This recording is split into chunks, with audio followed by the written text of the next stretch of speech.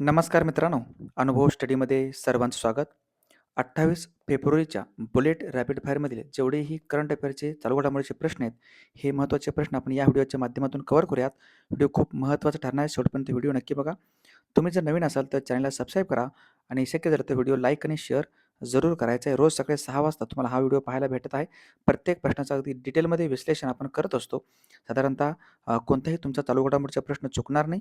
Even जीकेचा प्रश्न देखील चुकणार नाही. ओके, चला सुरू करत आपण अत्यंत महत्त्वाचं 28 फेब्रुवारी म्हणजेच या महिन्यातील शेवटचं हे लेक्चर राहील तुमच्यासाठी. डेली करंट अफेअरच्या ह्या लेक्चरमध्ये तुम्हाला मागच्या किंवा कालच्या सकाळच्या लेक्चरमध्ये प्रश्न विचारला होता, ज्याचं उत्तर सर्वांनी कमेंट बॉक्समध्ये खूप छान पद्धतीने दिलेलं आहे. प्रश्न असा होता, नुकतेच भारतातील पहिल्या मेगा जहाज बांधणी क्लस्टरची स्थापना कोणत्या राज्यात करण्यात येणार आहे? तर हे येणार आहे तामिळनाडू या राज्यामध्ये. पर्याय क्रमांक 4 आन्सर करेक्ट आहे. तामिळनाडू लक्षात ठेवा, ज्याची राजधानी आहे चेन्नई. तामिळनाडू याची राजधानी चेन्नई आहे आणि एम के स्टॅलिन हे कोण आहेत? तामिळनाडूचे मुख्यमंत्री आहेत. आर एन रवी हे राज्यपाल आहेत. लक्षात ठेवा, हे मेगा जहाज बांधणी क्लस्टर आहे. आणि सर्वाधिक रामसर जे काही स्थळे असतील ना, हे पण सर्वाधिक रामसर स्थळांची संख्या तामिळनाडूमध्ये येतात. केरळची राजधानी तिरुवनंतपुरम आहे. मध्य प्रदेशची राजधानी भोपाळ आहे. उत्तर प्रदेशची राजधानी लखनौ येतं. चला, अत्यंत महत्त्वाचा आजचा पहिला प्रश्न जो तुमच्या समोर आहे. रोज आपण 10 प्रश्न या लेक्चरमध्ये घेत असतो, जे की नवीन प्रश्न असतात. पहिला प्रश्न आहे, नुकतेच Instagramवर 100 दशलक्ष फॉलोअर्स होणारे पहिले जागतिक नेते कोण बनले आहेत? ओके, 100 मिलियन लक्षात ठेवा.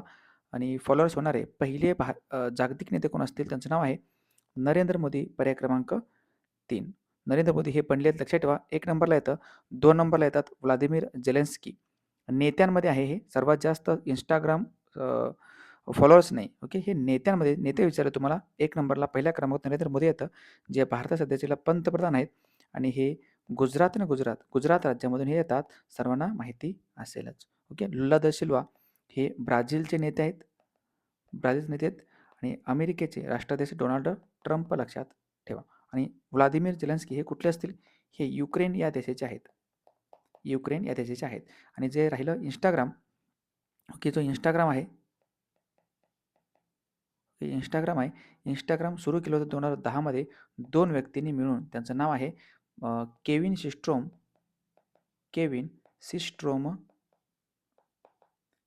आणि दुसरे व्यक्ती होतं माईक क्रेगर. या दोघांनी मिळून सुरू केलं होतं इंस्टाग्राम 2010 मध्ये. लक्षात ठेवा. नक्कीच तुम्ही इंस्टाग्राम पाहत देखील असेल. आपलंही इंस्टाग्राम चॅनल आहे, त्यालाही तुम्ही बघून घेत जावा. बाकी इंस्टाग्राम सध्या कोणाचं आहे? हे सध्या मेटा या कंपनीच्या मालकीचं आहे. मेटा म्हणजेच पूर्वीचं फेसबुक, ज्याचं CEO कोण असतील? तर ते मार्क झुकेरबर्ग हे सध्या याचे प्रमुख आहेत मेटाचे. मेटाच्या अंतर्गत व्हॉट्सअप पण येतं आणि इंस्टा पण येतं. ओके, आणि फेसबुक म्हणजेच मेटा पण येतं, फेसबुक पण येतं. ओके, लक्षात ठेवा. बाकी याचं हेडक्वार्टर कुठं आहे? इंस्टाग्रामचं मुख्यालय येतं सॅन फ्रान्सिस्को, अमेरिका या देशामध्ये. लक्षात ठेवा, महत्त्वाचं हे नरेंद्र मोदी 100 मिलियन यांचे सबस्क्रायबर झालेले आहेत, फॉलोअर झालेले आहेत. पुढचा प्रश्न, नुकतेच नीती आयोगाच्या CEO म्हणून अतिरिक्त कार्यभार कोणाकडे सोपवण्यात आलेलं?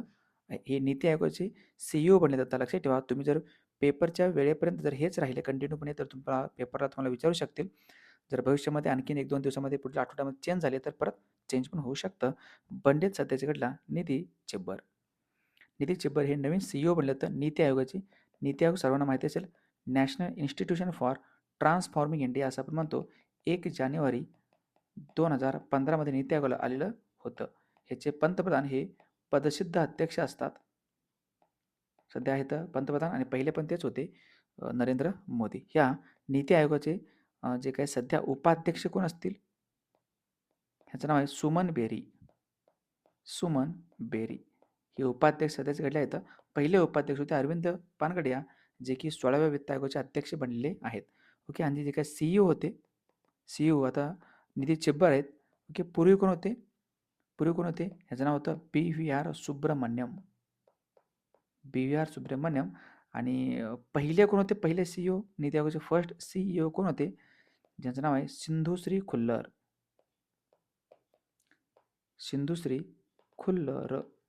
लक्षात ठेवा. नीती आयोग जे जो आपले योजना आयोग आहे, नियोजन आयोग, ह्या नियोजन आयोगाच्या ठिकाणी नीती आयोग आलेलं आहे आणि चीन जो आहे, ह्या चीनच्या धर्तीवरती नीती आयोग बनवण्यात आलेलं आहे.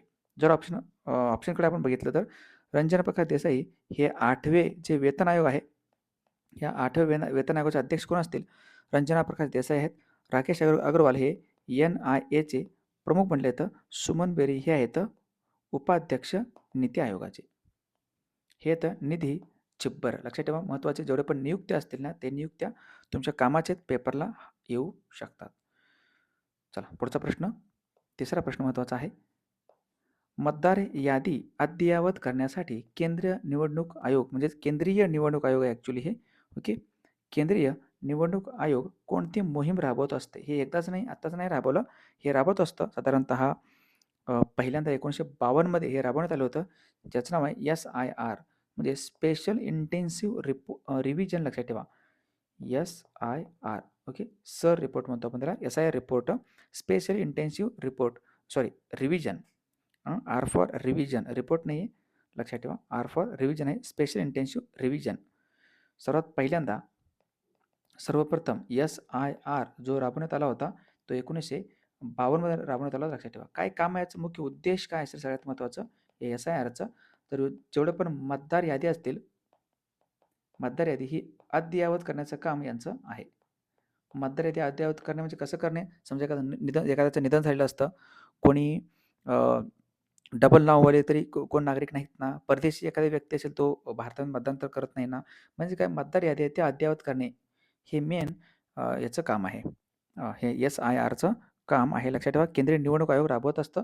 केंद्रीय निवडणूक आयोगाचे मुख्य निवडणूक आयुक्त चीफ इलेक्शन कमिशनर कोण असतील? ज्यांचं नाव आहे ज्ञानेश कुमार. ज्ञानेश कुमार जे की 26वे मुख्य निवडणूक आयुक्त आहेत. लक्षात ठेवा. सुखबिंदर सिंग संधू आणि विवेक जोशी हे 2 इतर आयुक्त आहेत निवडणूक आयोगामध्ये. लक्षात ठेवा, आत्तापर्यंत 8 वेळा काय करण्यात आले? हे सर जो आहे, हा रिपोर्ट जो आहे, अहवाल साधारणतः ज्याला आपण स्पेशल इंटेन्सिव्ह रिव्हिजन असं म्हणतो, ह्याचा अहवाल सादर करण्यात आलेलं आहे आत्तापर्यंत 8 वेळा. लक्षात ठेवा. समजलं, 1952ला पहिल्यांदा करण्यात आलेलं होतं. आणि केंद्रीय जे काही निवडणूक आयोग आहे, केंद्रीय निवडणूक आयोग याचं भारतीय राज्यघटनेतील कलम कुठलं असेल? कलम 324 आहे. लक्षात ठेवा. 25 जानेवारी कधी? 25 जानेवारी 1950 ची स्थापना आहे, म्हणून 25 जानेवारी हा दिवस आपण राष्ट्रीय मतदार दिवस म्हणून साजरा करत असतो. हे आहे SIR रिपोर्ट. पुढचा प्रश्न, नुकतेच लिबर विन चॅम्पियन्स कप 2026चा विजेता हा कोण ठरलेला आहे? ओके. कुठलं हे लिबर विनचा चॅम्पियन्स विजेता ठरलेला आहे. पहिल्यांदाच प्रथमच ही स्पर्धा पार पडली होती. लक्षात ठेवा, हे पहिलाच कप आहे. पहिलाच कप आहे जे बेंगळुरू जी राजधानी आहे कर्नाटकची, या ठिकाणी त्याचं आयोजन करण्यात आलेलं होतं. आणि जिंकलंय कोणी? तर पंकज अडवाणी यांनी जिंकलं. लक्षात ठेवा, पर्याय क्रमांक 2. पंकज अडवाणी हे 2 खेळ खेळतात. खेळाचं नाव आहे स्नूकर, दुसरं आहे बिलियर्ड्स.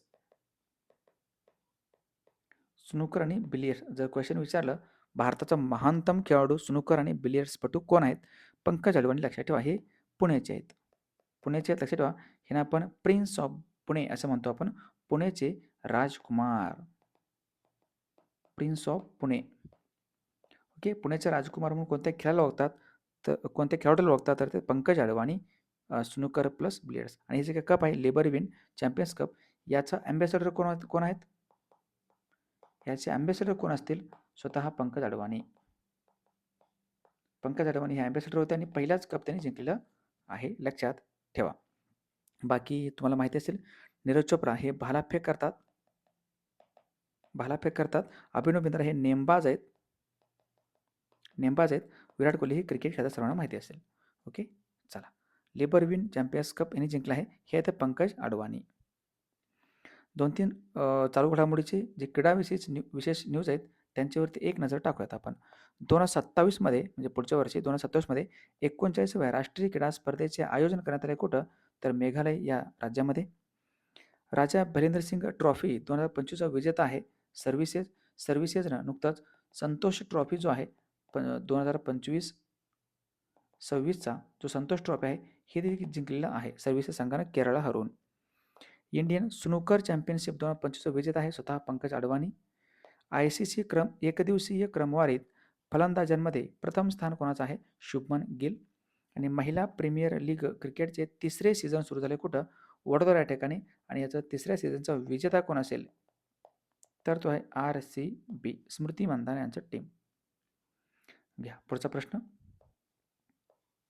नुकत्याच भारतातील खालीलपैकी कोणत्या भाषेतील चित्रपट आहे? बुंग.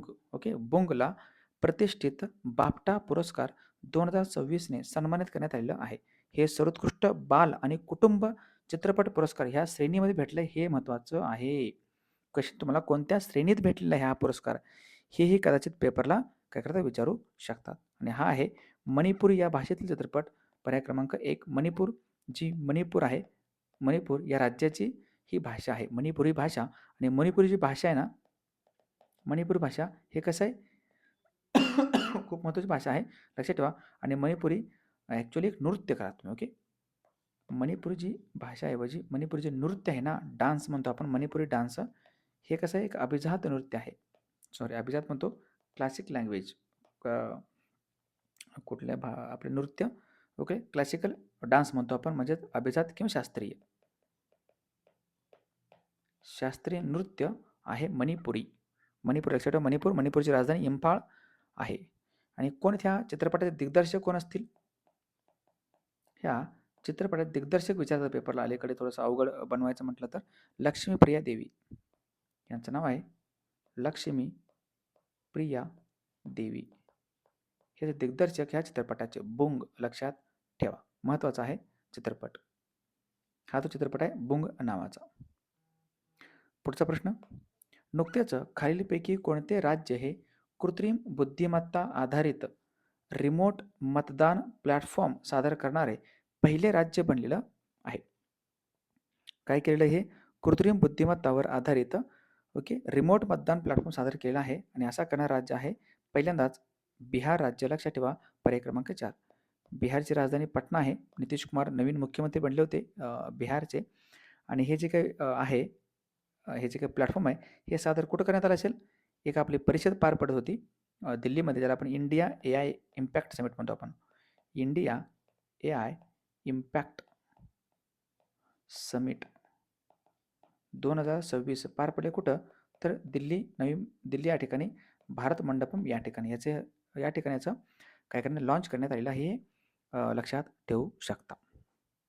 ओके, केरळ बिहार राज्याचं जे विधानसभा आहे त्या विधानसभेसाठी हे सादर करण्यात आलेलं आहे. डिजिटल करण्यासाठी टोटलपणे जी भारताची निवडणूक यंत्रणा आहे ती सर्वप्रथम म्हणजे सर्व प्रकारे डिजिटलमध्ये परिवर्तन होण्यासाठीचं हे पहिलं पाऊल उचलण्यात आलेलं आहे. मतदान केंद्रांना भेट देऊ न शकणाऱ्या मतदारांसाठी ही जी काही सुलभता आहे, ही सुलभता करण्यासाठी हे प्लॅटफॉर्म लॉन्च करण्यात आलेलं आहे. रिमोट मतदान प्लॅटफॉर्म हे आहे बिहार, लक्षात ठेवू शकता. पुढचा प्रश्न. नुकत्याच भरती ओहोटीच्या पुराला ओके भरती ओहोटीच्या पुराला राज्य आपत्ती श्रेणी म्हणून मान्यता देणारे पहिले राज्य हे कोणते बनलेले आहे? ज्या राज्यानं पहिल्यांदा त्याला मान्यता दिलं असं राज्य कुठलं असेल? राज्य आपत्ती श्रेणीमध्ये म्हणजेच काय, इथून पुढं जर भरती ओहोटीचं जर पुराचा फटका बसला एखाद्या नागरिकांना वगैरे, तर तुला भरपाई देण्यात येईल साधारणतः, असा याचा अर्थ आहे. मग भरपाई देण्यात येईल तर मात्र ओके राज्य आपत्ती श्रेणी म्हणून भरपाई देण्यात येईल इथून पुढं मान्यता देणार असेल पहिलं राज्य कुठलं असेल? हा राज्य आहे केरळ, पर्याय क्रमांक 3. केरळ लक्षात ठेवा, ज्याची राजधानी आहे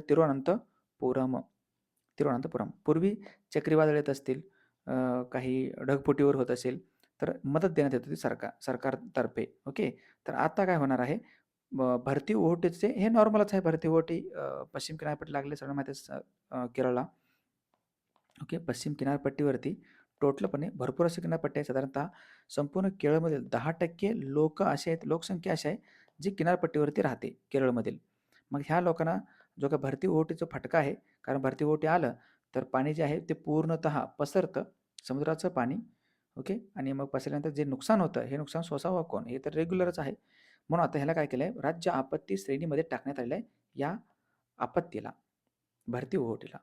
कळतं का? असं त्याचा अर्थ आता जो काही केरळचं SDRF आहे, स्टेट डिझास्टर रिस्पॉन्स फोर्स म्हणतो आपण त्याला, राज्य आपत्ती विशिष्ट दल, या दलातर्फे आता नुकसान भरपाई देण्यात येणार लोकांना, असा याचा अर्थ आहे. ओके. तसं जसं NDRF आहे, national disaster response force, NDRF लक्षात ठेवा. आणि राष्ट्रीय आपत्ती व्यवस्थापन कायदा पण आहे आपल्याकडं. राष्ट्रीय आपत्ती व्यवस्थापन कायदा कधीच आहे? 2005चा हा कायदा आहे, लक्षात ठेवा. पंतप्रधान त्याचे हेड असतात, प्रमुख असतात. आणि SDRFचे प्रमुख कोण असतील? मुख्यमंत्री. मुख्यमंत्री असतात. केरळ लक्षात ठेवा. नुकतेच ज्येष्ठ आयोग घोषित करणारं, ज्येष्ठ नागरिकांसाठी धोरण लागू करणारं भारतातील पहिलं राज्य केरळ आहे. 100% डिजिटल साक्षर राज्य बनलेलं राज्य देखील केरळच आहे. केरळचं राज्य बदलून नुकतंच केरळम असं करण्यात येणार आहे. मंत्रिमंडळाने देखील ह्याला मान्यता दिलेलं आहे. लक्षात ठेवा. केरळ राज्य IMP आहे. याच्या व्यतिरिक्त चला काही गोष्टी बघूयात आपण जे पहिल्यांदा घडलेल्या आहेत. जमिनीच्या अभिलेखांचे डिजिटलीकरण करणारी पहिली आदिवासी परिषद कोणती बनली आहे? हे बोडोलँड आहे, जे आसाममध्ये येतं. भटक्या कुत्र्यांवर मार्गदर्शक तत्त्वे जारी करणारे भारतातील पहिले राज्य कोणते बनले आहे? हे आहे राजस्थान. त्यानंतर कोणत्या ठिकाणी मोबाईल उपकरणांसाठी भारतातील पहिल्या टेम्पर्ड ग्लास उत्पादन सुविधेचे उद्घाटन करण्यात आलं असेल? हे आहे नोएडाला. जगातील पहिले मानवी रोबोटिक्स गेम्सचे आयोजन करण्यात आले कोणत्या शहरात? हे शहर आहे बीजिंग, चीनची राजधानी. फिडे महिला चेस वर्ल्ड कप 2025 जिंकणारी पहिली भारतीय महिला कोण असतील? ज्याचं नाव आहे दिव्या देशमुख. आणि कोणत्या लोकोमोटिव्ह वर्क्सने भारतातील पहिल्या रिम्युएबल सोलर पॅनेल प्रकल्पाचे अनावरण केलं आहे? तर हे आहे वाराणसी. वाराणसी. चला, या 8वा प्रश्न महत्त्वाचा आहे.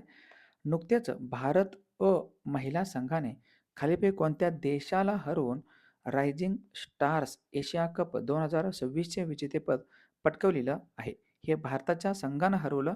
बांगलादेशच्या संघाला, बांगलादेश संघाला हरवून त्यांनी हे विजेतेपद पटकावलेलं आहे. रायझिंग स्टार एशिया लक्षात ठेवा. IMP आहे. ठीक आहे. हा जो कप आहे तो कप त्यांनी जिंकलेला आहे IMP. पुढचा प्रश्न, दरवर्षी मराठी भाषा गौरव दिन कधी साजरा केला जातो? 9वा प्रश्न, मराठी भाषा गौरव दिवस सर्वांना माहिती आहे. हा दरवर्षी असतो 27 तारखेला. 27 फेब्रुवारी, पर्याय क्रमांक 2. 27 फेब्रुवारी का? कारण एक व्यक्तिमत्व येतं, कुसुमाग्रज. कुसुमाग्रज ज्यांचं संपूर्ण नाव आहे विष्णू वामन शिरवाडकर, म्हणजे वा शिरवाडकर म्हणतो आपण त्याला, लक्षात ठेवा. विष्णू वामन शिरवाडकर. ओके. विष्णू वामन शिरवाडकर यांची जयंती असते. ॲक्च्युली मराठी भाषा गौरव दिवस म्हणून आपण काय करतो? साजरा करत असतो. विष्णू वामन शिरवाडकर यांना 1987 मध्ये विशाखासाठी ज्ञानपीठ पुरस्कार देखील देण्यात आलेलं आहे. असे व्यक्तिमत्व कुसुमाग्रज, लक्षात ठेवा. कुसुमाग्रज. बाकी मराठी भाषा गौरव दिवस आहे. अच्छा, मराठी भाषा अभिजात जो आहे, मराठी अभिजात भाषा गौरव दिवस हा कधी असतो? मराठी अभिजात भाषा गौरव दिन हा कधी असेल दिवस? हा दिवस असतो 3 ऑक्टोबरला. कारण मराठी भाषेला अभिजात भाषेचा दर्जा देण्यात आले 3 ऑक्टोबरला, लक्षात ठेवा. ओके. जेवढे महत्त्वाचे दिवस असतील हे सगळ्यांना माहिती असेलच साधारणतः. चला, पुढचा प्रश्न घेऊयात आपण, 10वा आणि शेवटचा महत्त्वाचा प्रश्न. दर 2 वर्षातून एकदा साजरा केला जाणारा युद्ध अभ्यास आहे ऑस इंडेक्स. ऑस इंडेक्स हा भारत व कोणत्या देशादरम्यान साजरा केला जातो? ऑस, AUS आणि IND एक्सरसाइज, असं याचं 3 फोड आपण करू शकतो शब्दांमध्ये. ओके. एक ऑस्ट्रेलिया, त्याच्यानंतर आहे ओके, त्याला आपण ऑस्ट्रा हिंद असंही म्हणू शकतो आपण. ओके. ऑस इंडेक्स म्हणा किंवा ऑस्ट्रा हिंद असंही म्हणतो. ऑस्ट्रा हिंद पण आहे भारत व ऑस्ट्रेलिया यांच्या दरम्यानच. त्याचं आन्सर आहे पर्याय क्रमांक 4 ऑस्ट्रेलिया, लक्षात ठेवा. ऑस्ट्रा हिंद विचारू द्या किंवा ऑस इंडेक्स विचारू द्या, हे भारत व ऑस्ट्रेलिया यांच्या दरम्यान साजरा केला जातो. ऑस्ट्रेलियाची राजधानी येतं कॅनबेरा. कॅनबेरा ही ऑस्ट्रेलियाची राजधानी. ऑस्ट्रियाची राजधानी येतं व्हिएन्ना. व्हिएन्ना ही राजधानी ऑस्ट्रिया जी आहे, ऑस्ट्रिया लक्षात ठेवा. ओपेक आहे ना, ओपेक, ओपेक संघटनेचं मुख्यालय व्हिएन्ना या ठिकाणी येतं. व्हिएन्ना हे डॅन्यूब या नदीच्या काठी येतं. म्यानमारची राजधानी येतं नॅपिदॉ. नॅपिदॉ ही म्यानमारची राजधानी आहे. मलेशियाची राजधानी क्वालालंपूर आहे. क्वालालंपूर, लक्षात ठेवा. MP येतो. मलेशियासोबत भारत हरिमौ शक्ती आणि उदार शक्ती हे युद्धाभ्यास साजरा करतो. कोणासोबत? भारत आणि मलेशिया यांच्या सोबत, लक्षात ठेवा. ऑस्ट्रेलिया IMP आहे. आणि ऑस्ट्रेलियाचे अँथनी अल्बनीज हे कोण असतील सध्या त्याचे पंतप्रधान आहेत. बाकीचे जेवढेही महत्त्वाचे युद्धाभ्यास आहेत ते तुम्हाला माहिती असायला पाहिजे, लक्षात ठेवा. ओके. मलबार युद्धाभ्यास आहे भारत व अमेरिका यांच्या दरम्यान, ज्याच्यामध्ये 4 देश येतात. IMP आहे. 2025चं जो मलबार युद्धाभ्यास आहे, 2025 मलबार युद्धाभ्यास हे कुठे पार पडले असेल? हे पार पडले गुआम या ठिकाणी. गुआम कुठं? अमेरिकामध्ये पार पडलेलं आहे, लक्षात ठेवा. चला, हे होते अत्यंत महत्त्वाचे आपले प्रश्न आणि त्याचं छान पद्धतीने विश्लेषण. कालच्या प्रश्नांवरती एक नजर टाकूयात आपण, कारण रिव्हिजन खूप गरजेचं आहे. प्रत्येक आपलं हे तुम्हाला शेड्यूल माहिती असेल. साधारणतः सुरुवातीला आपण 10 प्रश्न बघत असतो अगदी छान पद्धतीनं, जेवढं डिटेल पाहिजे तेवढं डिटेलपर्यंत. याच्या व्यतिरिक्त जे रिव्हिजनचे कालचे प्रश्न आहेत हे आपण लास्टला लावतच असतो, एकदा जाता जाता पाहून घ्यावं म्हणून. ओके. चला बघूयात आपण कालच्या प्रश्नाचं रिव्हिजन. नुकत्याच कोणत्या देशाने आपले पहिले अधिकृत दहशतवाद विरोधी धोरण जाहीर केलं आहे? हा देश आहे भारत. ज्याचं नाव आहे प्रहार. ज्या धोरणाचं नाव आहे प्रहार. 17-18 फेब्रुवारी 2026 दरम्यान बायो एशिया शिखर परिषद 2026चे आयोजन कुठे करण्यात आलं आहे? हे आहे हैदराबादमध्ये. डॉक्टर अशोक केळकर भाषा अभ्यासक पुरस्कार 2025ने सन्मानित करण्यात आले आहे डॉक्टर दिलीप धोंडगे यांना. नुकतेच आलेल्या ग्लोबल AI ब्रेन रेस 2026 मध्ये भारत जगात कितवा क्रमांक लागतो? 6वा. नुकतेच भारत व कोणत्या देशांमध्ये खनिजे आणि रेअर अर्थ या क्षेत्रातील सहकार्यासाठी करारावर स्वाक्षरी करण्यात आली आहे? हा देश आहे ब्राझील. नुकतेच कोणत्या राज्यात नक्षलवाद्यांच्या लाल साम्राज्याचा नेता होता देवजी याने आत्मसमर्पण केलं आहे? हा राज्य आहे तेलंगणा. महाराष्ट्रातील कोणत्या जिल्ह्याने अधिकृत पक्षी द ग्रेट इंडियन हॉर्नबिल या पक्षाला घोषित केला आहे? तर हा जिल्हा आहे रत्नागिरी. नुकत्याच सर्वात जलद 28,000 धावा बनवणारे खेळाडू कोण बनले असते? त्यांचं नाव आहे विराट कोहली. नुकत्याच वाडाच्या अहवालानुसार सर्वाधिक अँटी डोपिंग नियमांचे उल्लंघन कोणत्या देशाने केलं आहे? हा देश आहे भारत. आणि शेवटचा प्रश्न, श्री चंद्रशेखरेंद्र सरस्वती राष्ट्रीय प्रतिष्ठित पुरस्कार 2025 कोणाला देण्यात आलेला आहे? तर हे व्यक्ती तर आसामचे मुख्यमंत्री हेमंता बिस्वा शर्मा. ओके. हे नक्कीच प्रश्न तुम्हाला आवडले असतील. या प्रश्नाचं उत्तर सर्वांनी जाता जाता द्यायचं आहे. नुकतेच खालीपैकी कोणत्या देशाच्या दूतावासात रवींद्रनाथ टागोर यांच्या अर्धपुतळ्याचे अनावरण करण्यात आलेलं आहे? ऑप्शन तुमच्या समोर, ते उत्तर करण्यात काय करायचं आहे? कमेंट बॉक्समध्ये द्यायचं आहे. आणि सगळ्यात महत्त्वाचं, तुम्ही जर नवीन असाल तर चॅनलला सबस्क्राईब करा. आणि विजन अकॅडमीच्या माध्यमातून जे फास्ट ट्रॅक बॅच सुरू केली होती, या फास्ट ट्रॅक बॅचला सोलापूरमध्ये ज्यांना कोणाला यायचं असेल तर नक्कीच तुम्ही ह्या बॅचचा फायदा घेऊ शकता. आणि निवासी जर बॅच लावायचं असेल कुणाला पोलीस भरतीसाठी, निवासी बॅच अगदी राहण्या खाणं वगैरे सगळं एकाच ठिकाणी, तर तुम्ही माऊली जे करिअर कॅम्प आहे, माऊली अकॅडमी लातूर या ठिकाणी प्रवेश घेऊ शकता. ओके. निवासी बॅचविषयीची किंवा बॅचविषयी माहिती घेण्यासाठी तुम्ही या ठिकाणी माझा नंबर आहे, ह्या नंबरला कॉन्टॅक्ट करू शकता. ओके. चला, इथं थांबूयात आपण. हे आपले 3 पुस्तकं आहेत, मार्केटमध्ये अवेलेबल आहेत. कोणतेही पुस्तक जर कोणाला पाहिजे असेल तर घ्या, नंबरला व्हॉट्सअप करा. ठीक आहे. थांबूयात आपण, भेटूयात नेक्स्ट लेक्चरमध्ये. तोपर्यंत पाहत राहा अनुभव स्टडी. शेवटपर्यंत बघितल्याबद्दल धन्यवाद. लाईक करा, शेअर करा आणि सबस्क्राईब करा. थँक्यू.